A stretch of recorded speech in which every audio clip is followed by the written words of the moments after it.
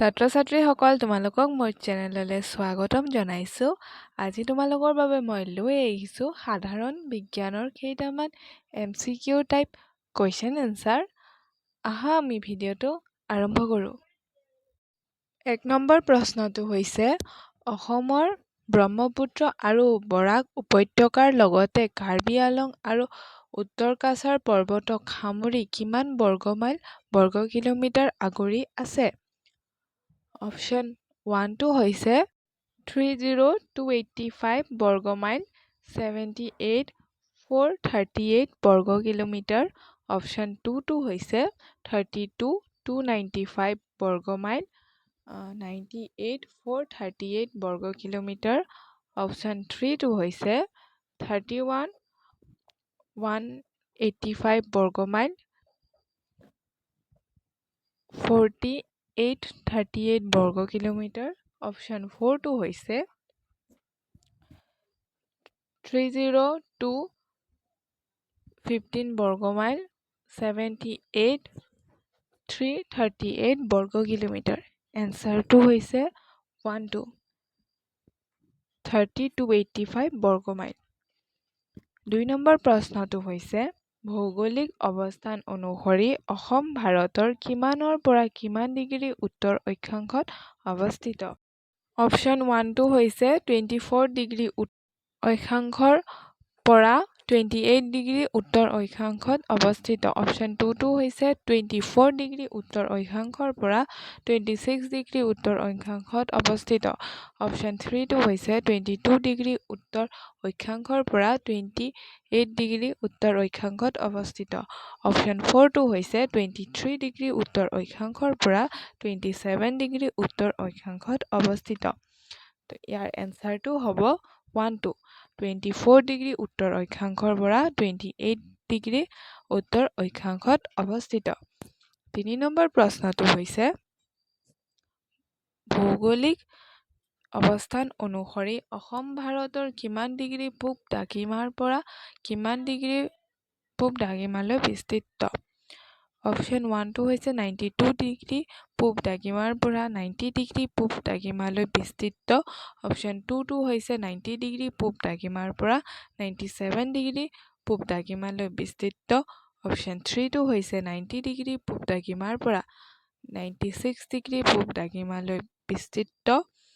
Option 4টো হৈছে 90 degree পূব দ্ৰাঘিমাৰ পৰা 92 ডিগ্ৰী পূব দ্ৰাঘিমালৈ বিস্তৃত। এনচাৰটো হ'ল 2টো 90 ডিগ্ৰী পূব দ্ৰাঘিমাৰ পৰা 97 ডিগ্ৰী পূব দ্ৰাঘিমালৈ বিস্তৃত। 4 নম্বৰ প্ৰশ্নটো হৈছে 2011 চনৰ লোকপিয়ল অনুসৰি অসমৰ মুঠ জনসংখ্যা কিমান? অপশ্যন 1টো হৈছে 3,11,69,211 জন। অপশ্যন 2টো হৈছে 3,12,64,211 জন। অপশ্যন 3টো হৈছে 3,11,64,211 জন। অপশ্যন 4টো হৈছে 3,11,62,211 জন। ইয়াৰ ভিতৰত উত্তৰটো হ'ব অপশ্যন 1টো 3,11,69,211 জন।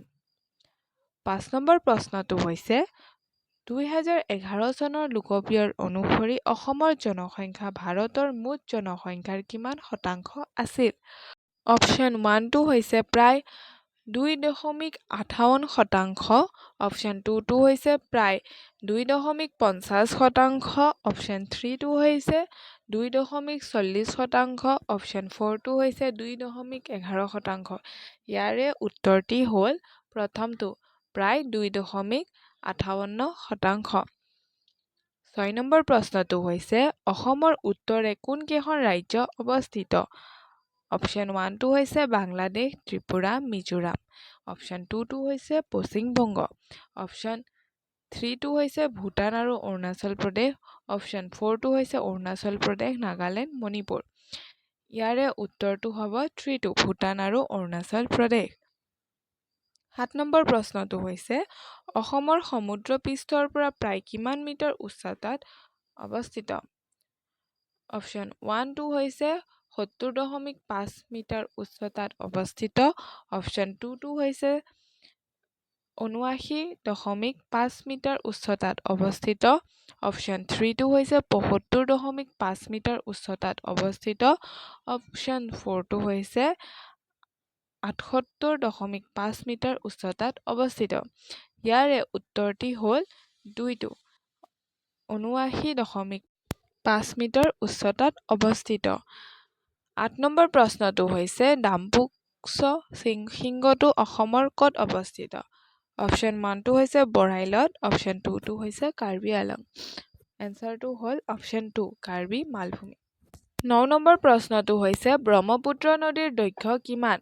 অপশ্যন 1টো হৈছে 29,000 কিলোমিটাৰ। অপশ্যন 2টো হৈছে 25,000 কিলোমিটাৰ। অপশ্যন 3টো হৈছে 23,000 কিলোমিটাৰ। অপশ্যন 4টো হৈছে 24,000 কিলোমিটাৰ। ইয়াৰে এনচাৰটো হ'ল 29,000 কিলোমিটাৰ।